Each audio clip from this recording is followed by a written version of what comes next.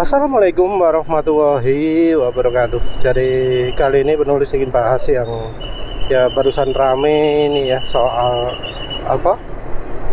korupsi di Pertamina. Yang kebanyakan jadi jawaban ya. Jadi jawaban pertanyaan-pertanyaan penulis. Yang satu, mengapa kok Pertamax itu kualitasnya buruk ya. Terus yang kedua itu adalah mengapa kok Indonesia agak produksi minyak sendiri. Ya ternyata kita itu impor juga karena permainan dari orang Pertaminanya sendiri. Jadi aslinya kita itu bisa produksi minyak sendiri, tapi entah mengapa kok kemudian ditolak ya oleh Pertamina dengan ya diklaim bahwa spesifikasinya nggak sesuai, diklaim bahwa harganya nggak sesuai. Terus ternyata pilih impor, dan kalau nggak salah impor juga dicarikan yang mahal. Jadi nggak cari yang murah, tapi cari yang mahal. Alasannya cari mahal karena ya agar komisi yang didapat oleh pegawainya bisa lebih tinggi. Entah ya berapa miliar, berapa triliun uang negara dirugikan karena itu. Tapi ya mestinya bisa sangat banyak sekali ya. Yang kita bahas bukan korupsinya, tapi kenapa kok itu bisa terjadi? Ya apa mekanismenya sehingga kok ya yang seperti itu bisa lolos? Terus ya bagaimana kita bisa yakin kualitas Pertamina itu oke kalau ya orang-orangnya jadi seperti itu? Apa sing salah? Kalau itu lembaga negara, mengapa kok nggak ada yang bisa mengaudit, bisa memonitor hal itu? Itu juga ada lembaga yang dikontrak, tapi ya ternyata lembaga yang dikontrak podo-podo main nih, podo-podo melakukan kecurangan nih. Ya kalau poin utamanya sih ya Pertamina itu bukan sebuah lembaga yang kredibel ya, karena ya sampai seperti itu. Apalagi kemudian ada kasus di mana terjadi beli Pertalite dengan harga Pertamax, ya tentu yang rugi negara. Terus kemudian di blending sendiri dijadikan Pertamax. Pertalite di blending dijadikan Pertamax, pakai opo ya, mungkin pakai pakai etanol ya. Ya ini juga jadi jawaban mengapa kok kualitas Pertamax di beberapa daerah itu parah. Ya salah satunya juga daerah penulis. Dan yang ngeri itu adalah kejadiannya kok lama sekali ya. 2018 sampai 2023. Cik lama nih itu, berapa tahun itu sudah ganti presiden. Enggak ya. 2018 apa presiden nih? Zamannya Jokowi. Jadi ya apa loh? Kenapa kok bisa sampai terjadi selama itu? Kenapa kok nggak ketangkep? Mungkin ini juga alasan mengapa kok ya dulu DPR itu nggak bisa mendapatkan perincian harga dari Pertamina, karena ya rupanya untuk menutupi main-main seperti itu. Jadi ya sayangnya apa yang penulis curigai di video penulis sebelumnya soal Pertamina itu bener. Penulis curiga ketika beli tender minyak dari luar negeri itu bakal carikan yang mahal, ternyata bener dicarikan yang mahal. Nggak cari yang bagus tapi cari yang mahal, karena yang mahal belum tentu bagus.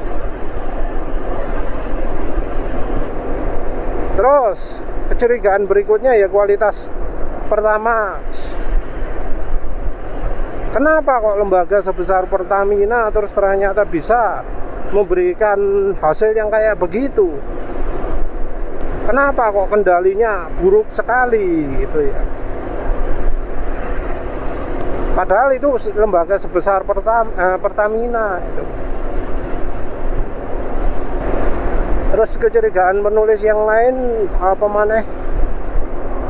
Pertamax itu merupakan campuran dari Pertalite. Ya ternyata bener. Apa maneh sing penulis curigai yang ternyata bener? Ada korupsi itu ya ternyata bener ya.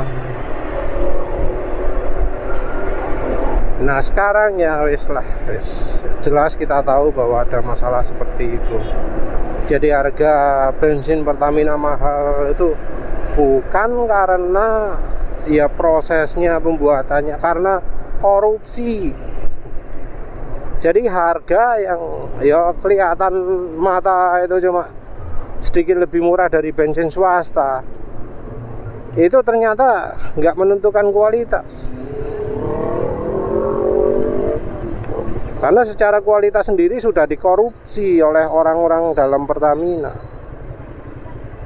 Secara harga juga ternyata itu bukan harga yang termurah yang kita dapatkan itu. Karena ya ternyata ada opsi untuk beli lokal, dipilihkan beli impor. Nah sekarang kita terimalah karena korupsi itu, karena dioplos itu. Yang jadi pertanyaan sekarang, bensin oplosan itu berapa banyak? Kalau misalnya ada produk lokalnya berapa banyak? Selisih harga sangat tinggi, itu selisihnya berapa banyak? Nah apakah yang selisih banyak itu juga termasuk dari yang subsidi? Karena selisih harga banyak bukan subsidi, ternyata efeknya adalah harga bensin yang sangat mahal.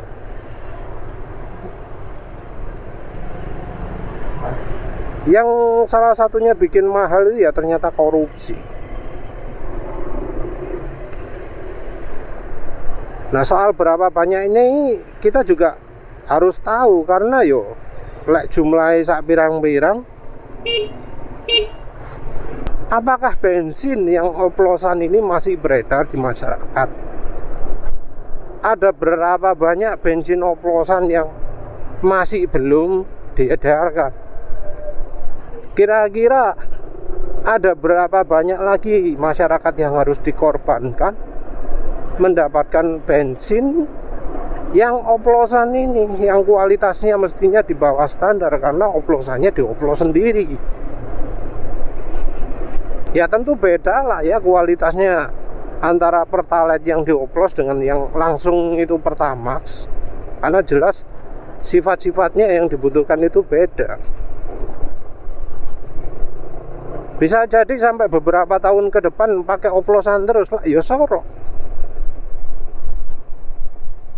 Terus kemudian selanjutnya, setelah koruptor-koruptornya ditangkap, yang menanggung kerugiannya siapa? Apakah berikutnya setelah nggak ada korupsi maka bensin akan bisa lebih murah? Apakah dengan tidak adanya korupsi, tidak adanya harus beli luar itu, harga bensin jadi tidak lagi terpengaruh oleh harga bensin luar? Ada berapa banyak sih bensin yang diimpor? Ada berapa banyak sih yang bisa diproduksi sendiri?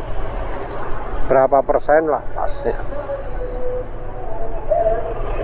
Sebenarnya bensin lokal itu dapatnya dari mana sih? apakah dari Pertamina atau dari produsen-produsen minyak dalam negeri, dari mana? Ya harusnya lebih banyak transparansi ya. Tapi aneh loh ya, yang namanya badan negara, lembaga negara, perusahaan negara, tapi kok rahasia ketat sekali gitu. Padahal yang namanya perusahaan negara kan harusnya terbuka. Kenapa kok malah dirahasiakan gitu loh? Apa tujuannya dirahasiakan? Tujuannya paling kalau korupsi biar gampang gitu kali ya. Ya kasus seperti ini kembali membuat penulis yakin bahwa wis aja tuku bensin Pertamina aja lah ya. Karena ya ternyata uangnya masuk banyak ke korupsi. Yang nanggung ya masyarakat juga. Nah, untuk membantu mereka-mereka yang membeli bensin cuma bisa dari Pertamina, ya baiknya kita-kita ini yang kalau bisa beli bensin tidak ke Pertamina, jangan dah ke Pertamina. Karena ini tujuannya biar korupsinya nggak banyak. Karena kan katanya ada kuota produk lokalnya berapa ya. Kalau lebih dari kuota harus beli impor untuk memperkaya koruptor. Nah, untuk mencegah itu ya mari masyarakat ini harus berlomba-lomba untuk tidak membeli produk Pertamina ya. Terutama dari sisi bensinnya. Entah apakah di dunia pelumas juga ada koruptornya juga atau enggak. Tapi ono ae sih ya. Karena ya mengingat sampai terjadi penurunan kualitas itu. Jadi ya wis langkahnya seperti itu. Ya moga-moga dengan makin berkurangnya orang yang membeli bensin Pertamina, maka orang-orang yang nggak bisa beli bensin lain itu jadi lebih tentrem ya. Bensinnya bisa lebih murah, bensinnya lebih berkualitas, nggak dikasih oplosan. Karena parah ya. Beberapa daerah kan itu kan sering mengeluh kekurangan Pertalite. Sing ono Pertamax, dipaksa beli Pertamax. Padahal ya itu tadi ada info bahwa Pertalite-nya dijual jadi Pertamax. Kan itu makin parah lah, makin terlihat jahat lah orang yang korupsi itu. Dia makan uang orang-orang lain yang di bawah. Padahal dia pastinya hidupnya sudah mewah. Tapi kenapa golek duit maneh cari uang lebih banyak lagi. Orang-orang yang korupsi itu pastilah wis duwe mobil, duwe rumah. Tapi ya karena serakah pingin nyari yang lebih-lebih lagi.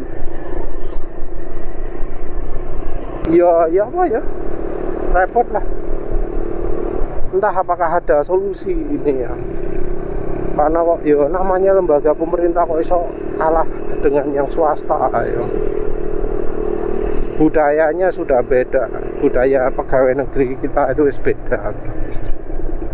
Ana duit bukan apa carane cek hemat, tapi apa carane cek entek gitu ya. Karena kalau nggak dihabiskan, dana di tahun berikutnya akan dikurangi. Antara level bawah sampai atas wis podo gobloke kabeh lah wis. Padahal masuk pada pegawai negeri itu butuh level IQ yang tinggi. Jadi orang pegawai negeri itu biasanya orang terpilih. Tapi lek ndur-ndure goblok yang disore dadi kudu goblok pisan. Ya wis, itu saja. Terima kasih sudah menonton. Assalamualaikum warahmatullahi wabarakatuh.